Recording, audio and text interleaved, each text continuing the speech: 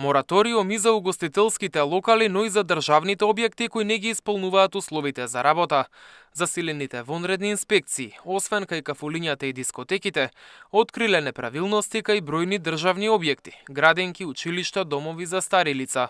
Премиерот Мицкоски појасни дека мораториумот е временски рок за прилагодување или отстранување на недостатоците. Во тој период објектите нема да работат. Суштината е сите оние кои што доставиле документи, а не ги исполнуваат, согласно ворениот инспекцијски надзор од Државниот пазарен инспекторат, да ги исполнат условите. И државата ќе треба да има одреден период со кој што тие објекти кои што изминативе повеќе од 3 децении биле градени или да кажам крадени, треба да ги исправиме ние како влада и ќе го направиме. Од предшколска возраст, преку пензионерски домови, преку училишта и така натаму и така натаму. Со други зборови, кога се граделе или реновирале, во суштина се краделе.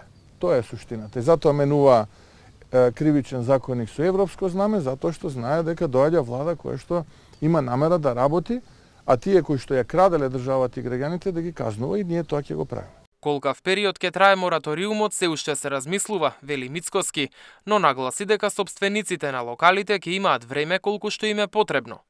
Од друга страна, работна група во Министерството за економија подготвува измени на Законот за угостителска дејност.